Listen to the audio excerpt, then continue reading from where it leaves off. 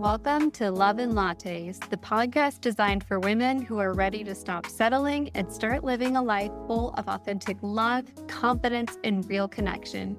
I'm your host, Victoria, the self-love scientist, speaker, and coach, and I'm here to help you reclaim your power, deepen your relationships, and fall unapologetically in love with yourself. So grab your tea, your latte, or your favorite beverage, and let's get started.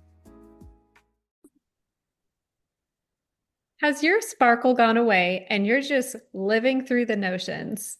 Did you know that with the right intentions, you can manifest your dream life filled with purpose and pleasure?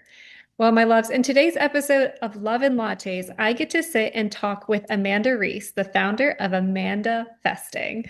She is designed to help women manifest joy, confidence, and connection. And in today's episode, we're going to dive in exactly how can we do that? So welcome, Amanda. Welcome to the podcast. Hey, thanks so much for having me. Yes. And earlier we were chatting that today is a glasses day. So we're both wearing our glasses. So, Amanda, why is it so important, especially for women, to manifest or even to set intentions in this life?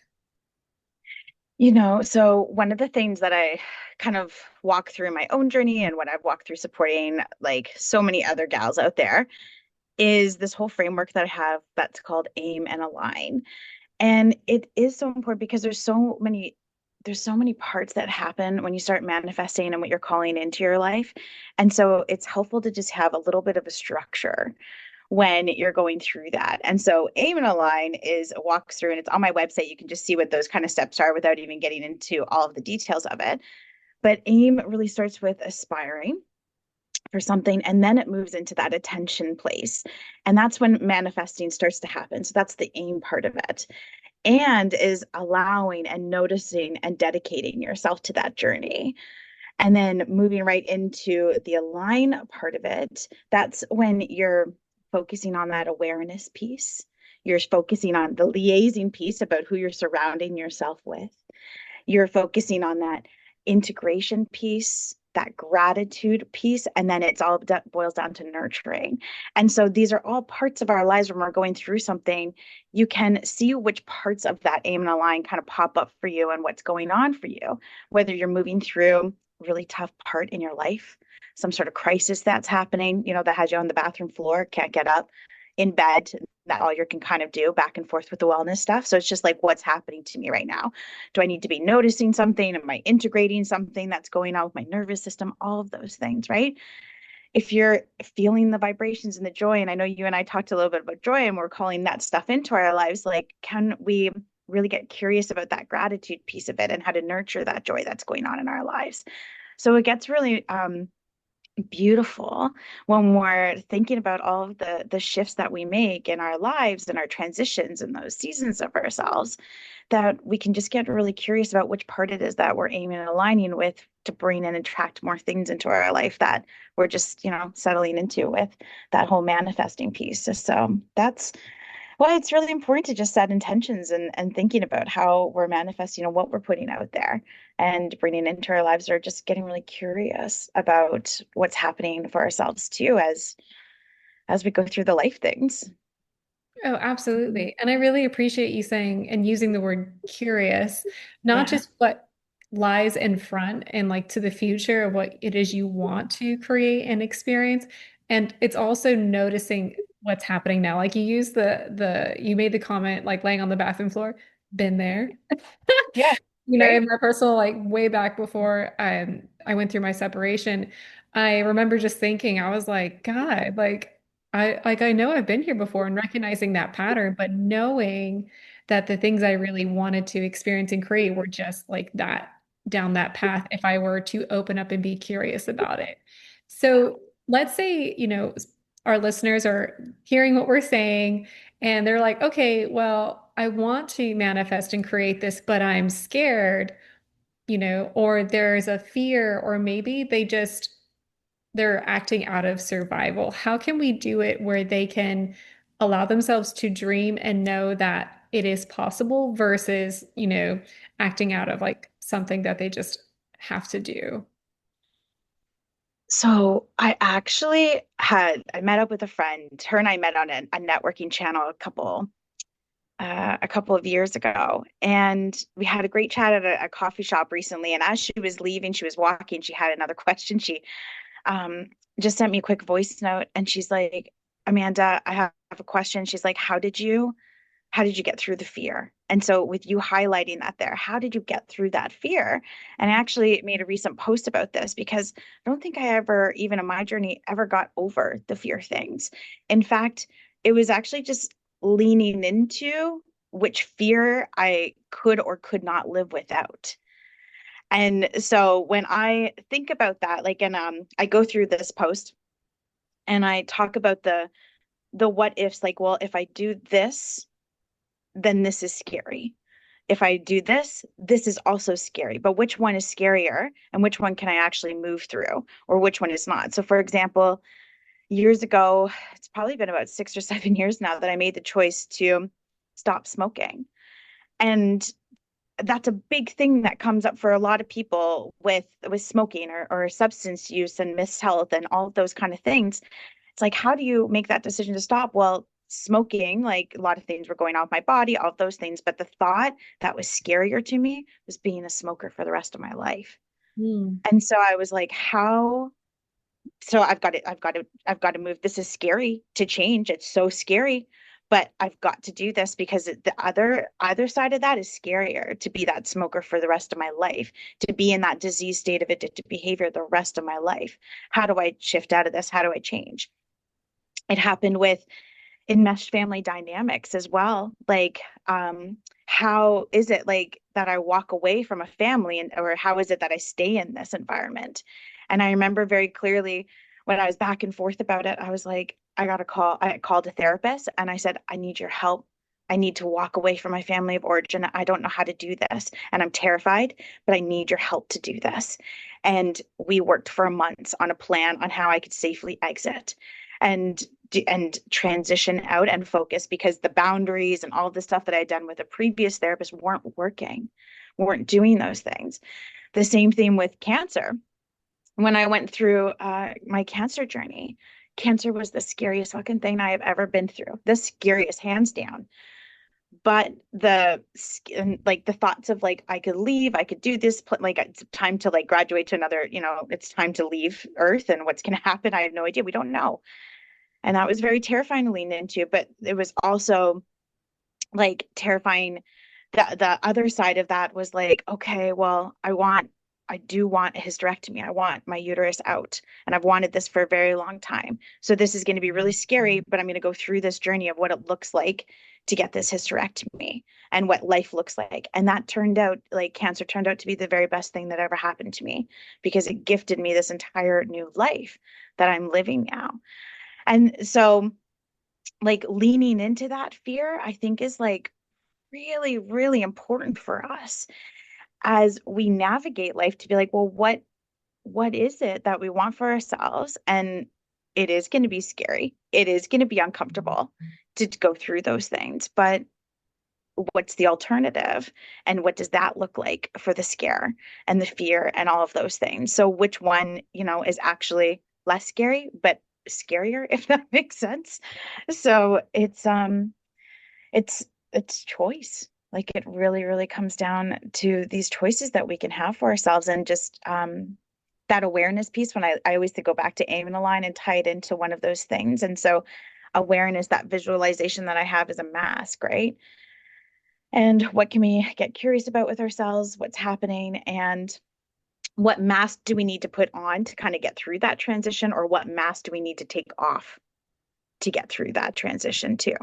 So it's really good imagery. Like I have symbols for each of the aim and align as I walk people through like how to manifest and do those things. So it's just leaning into the uncomfortable and the fear and they're all good things, but there's no bad emotion, there's no bad thing that's happening. That bathroom floor situation of crying and doing all that stuff is just as important as being out jumping around on a bouncy castle or walking around in a forest and marinating in those woods because that's what's bringing us that energy in our light. So they're both equally important things that we need to move through and integrate. And that's another part of that aim and align of just integrating into our lives. So, It's a yeah. really good point. I like how you said, there is whatever alternative you're looking at, there is a fear. And I've learned that it is important to kind of look at it in a case where, I'm going to go back to my reference on leaving that relationship. There was a fear, but not a fear as of like safety. It was just a fear of the unknown. And I feel like that is the thing that does hold people back the most is because, well, I don't know what's going to happen. So I always encourage like asking yourself, what is that you do fear? Is it just you're afraid of what people will think, because you're the odd duck or the black sheep? And then also, it's just more or less of a case of, because I don't know what's going to happen, because I'm stepping out of my comfort zone, because this wasn't part of the plan. But as you look at, both sides, if staying in the situation, what is that I'm willing to give up? Am I willing to be on the bathroom floor again? Like, people always think about like, what's the worst thing that can happen? I always say, okay, fear of the unknown is okay. It's okay to fear that. Isn't it exciting? And also, versus instead of using the word, what's the worst thing that can happen? Because people do have that mindset because of the things that has happened. And visualizing what is the best case scenario. Maybe the worst case is your family is going to think you're nuts, right? Because like for me, my family was like, "Why are you leaving? Like you have security." And I was like, "But it's internally damaging, right?" So that's not going to be long term. That's only temporary. So I think it is important to kind of navigate and ask yourself these questions, how you can reframe. And then I kind of want to turn it again, the conversation. You said something that I thought was so interesting. You mentioned the word like taking the mask on and then taking the mask off. Can you tell me a little more about that? So sometimes like the mask is I love this analogy with doing this stuff. And I actually do in part of my self-esteem workshop that I run with women. I it's in week two, it's a 6 week program. And in week two, I get them to draw a picture like of a face. They can even print one off if they're not very artsy, like any of those kind of things. And this exercise that I walk them through is I'm like, hey, draw out the face, and then you'll have like your mouth, and then I want you to fold up the piece of paper over the mouth. And I created this workshop back in the pandemic when masks were a thing and all of this thing. And I was actually wearing this mask all of the time when I was out in the pandemic that said, I'm fine, it's fine, everything's fine. Like that classic Friends Ross quote. Mhm. Everything was not fine. Everything was not good. But here I was trying to like, put out some humor into the world and just have some good laughs with that. And so when you flip the mask up, I asked the gals to write or even draw pictures, whatever kind of creative energy they want to flow into. So on the outside of the mask, I ask them to get curious about what they think other people are perceiving about them. What do you think it is that other people are thinking of you or experiencing about you? What is it that they see when they are looking at you? Like any of those kind of things or feeling any of that. And then I ask them to drop the mask. And so underneath the mask, you're now writing or drawing any of those images that you want, everything that is actually going on for you and or that you know to be true about yourself. And so it's this really, really cool exercise where people actually get to put on the mask and be like, well, this is what I'm putting out there to the world. And then you drop it, and this is what's actually going on. And then the two pieces, like, how close are they? And is like, that's when you can tap into your authenticity because really there shouldn't be too much of a gap between what you're putting on to the outside and what's actually going inside. Because if so, then you can examine where you're wearing those masks in your life and what areas you're doing that in, and can you drop those masks a little bit? Um, like one of the examples I have in mind is that it looks like I put extroverted on my outside mask, and everybody, I feel like perceives to be like you're a very bubbly and extroverted and a cheerful person. And I'm like, underneath though, I am very introverted. Like I could go on a solo trip and I could be gone for months, and I am good with that. I live by myself. I love tapping into my introvert energy. I love being in my inner dialogue. I could just live in my brain for very long periods of time. And then finally, I'm like, oh, you need to go out into the world and socialize again because it's been a bit. So it's like, well, how do I balance those two equal needs for myself, and what am I putting on out there? And then in spaces, I really attract friendships now, that liaise part of my aim in a line, who I'm connecting with to match that authentic energy. I really attract friendships now where I can just share my inner thoughts and my inner dialogue all the time as if I'm just there with myself, and I can feel safe in those spaces to do that. And we can reflect and we can process and dissect things. And I like to do the same thing with their thought patterns. And that helps me with that introverted mindset, like with that. So it helps me tap into that authentic energy a little bit more if I'm being perceived as this like extroverted person. So that mask analogy can really just help with like, okay, what areas of my life am I putting the mask on? We do this when we even show up to the gym. Like I'm going to go in, I'm going to listen to my like rage music or whatever that is, and I'm going to tap into this like this sweat energy, like let's go.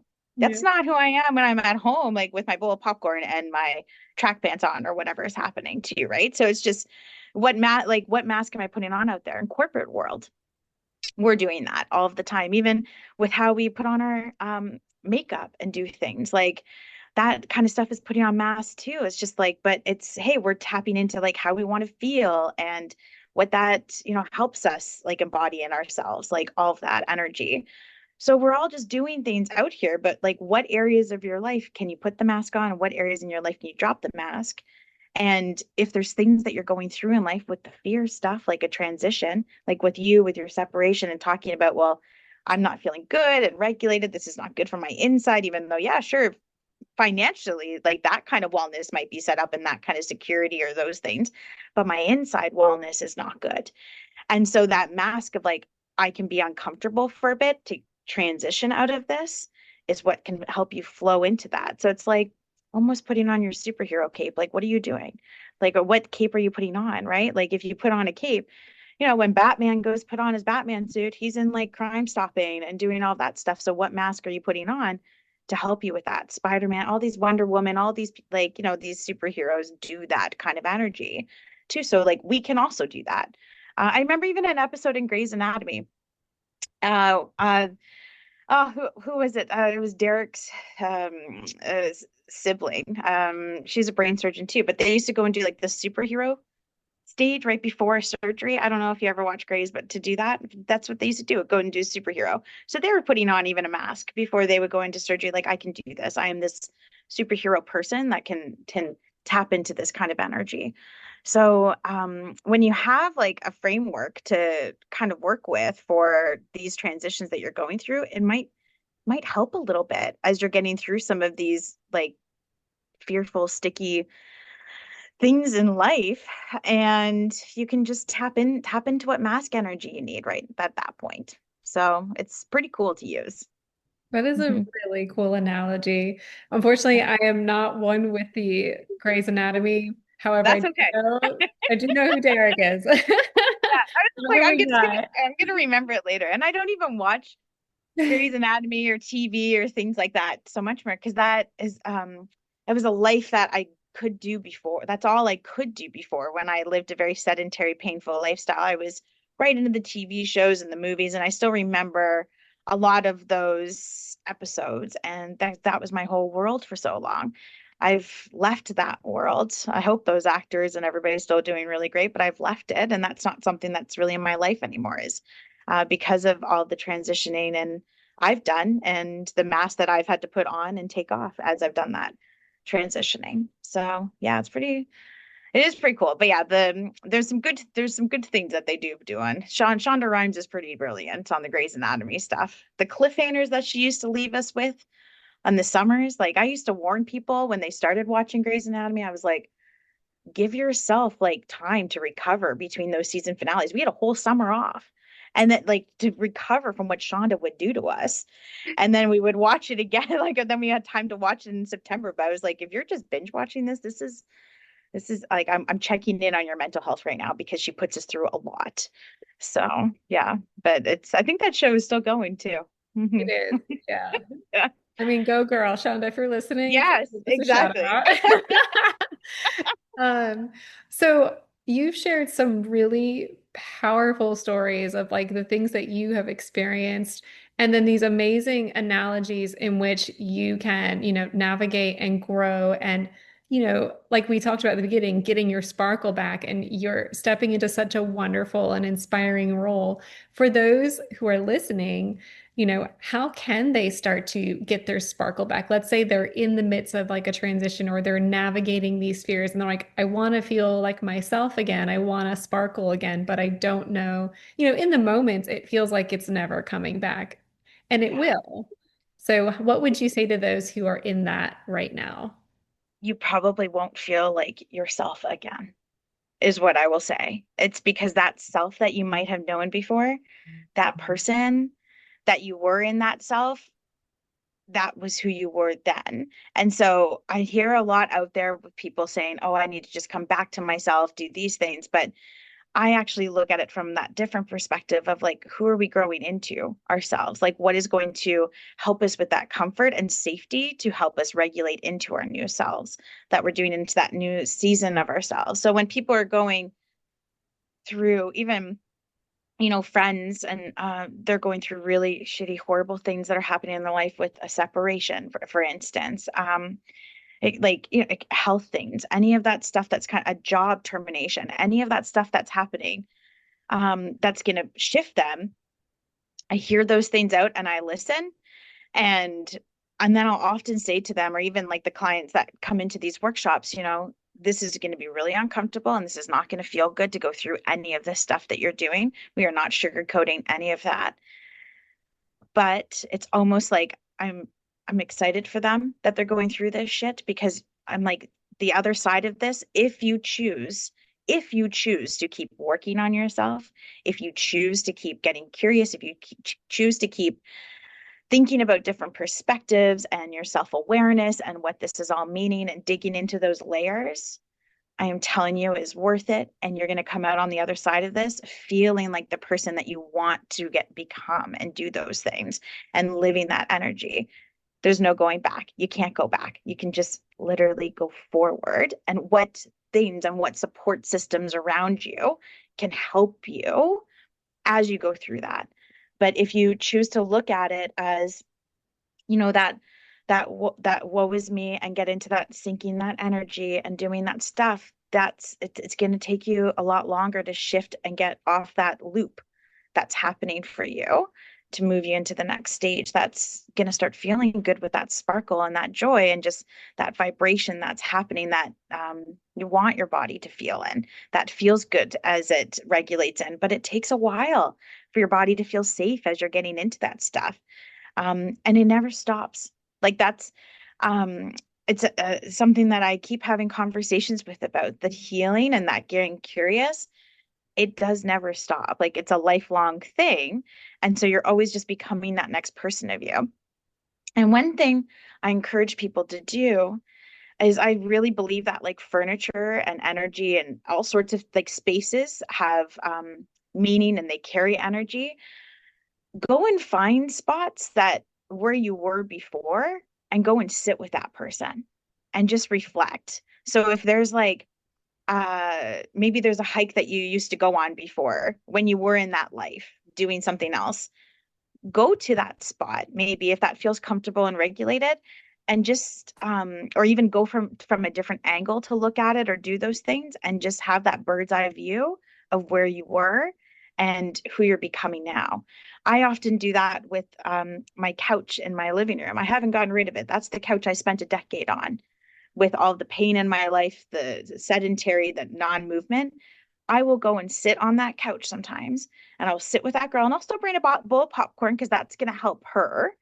And I'll bring that bowl of popcorn and I'll sit down and we'll have a chat, and I'll tell her all of the kick-ass things that we've been doing, all of the amazing stuff that's shifted in our lives, stuff that's like totally bizarre and that doesn't feel great right now, but isn't this still neat that we get to discover this? And I'll sit with her and I'll regulate her. And that way she feels like she's getting fed and she's still heard and she's still seen and witnessed. But then I can stand up and I can leave and I can go and carry on with all of the things that I'm doing before the next visit. So it's just that nice. And it's getting less and less frequent time that I spend on that couch to go and revisit her because sometimes I'm traveling and living my life and then I come back home and I can, okay, let's sit down now and tell you all the things that have been going on, right? So sit with those past identities of you and then just get, really happy. Like get happy for where you are right now and what you're doing different, even if it's like that uncomfortable thing that you're doing. Like maybe it is like you're not lifting your head up off the pillow or doing that stuff for that day. That's still you doing something different than what didn't feel good for you before, and you still made that decision to leave something, or you still made that decision to change something. So there's still something that can help you find that sparkle of like that dedication and that intention and that reason why you are manifesting and calling in something new for yourself. So yeah, lots of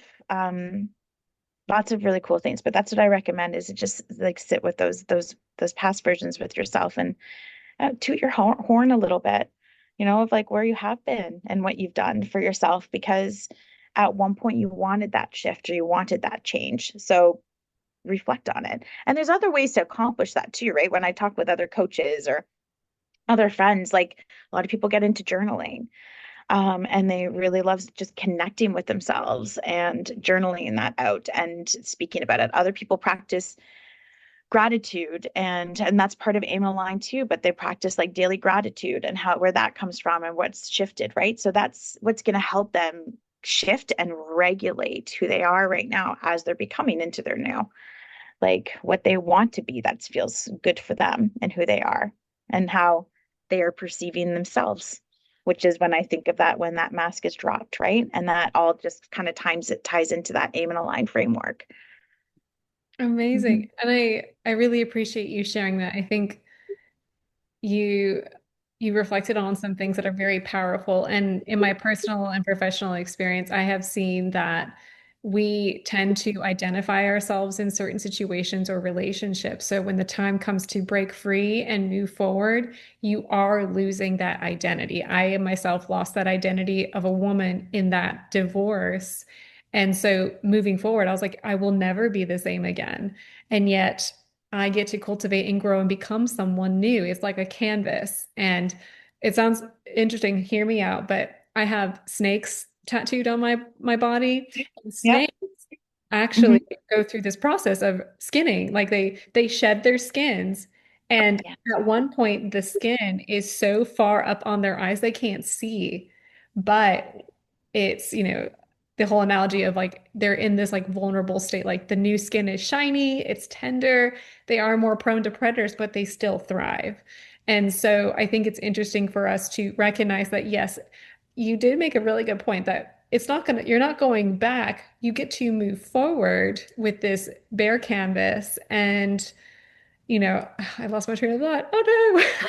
That's okay, but it's like that But shredding of the shedding of the skin, right? You get to move through it yeah, is and shift into something new, right? And then you're going to have new skin that you're growing into and doing that stuff with like the snake and analogies are so powerful they are. And with I them. just I remembered it because you mentioned your container. Like, I don't think people realize that the fact that it's like, no, you may not be going, you're not going to be her again, but you get to be her now.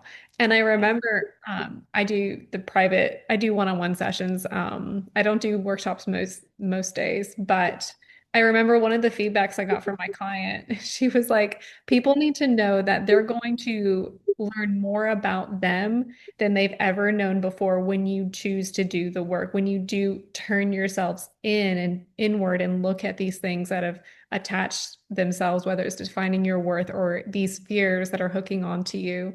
So I think, this analogy and these metaphors, the masks have been just so powerful to share, Amanda. And I really appreciate your expertise in this.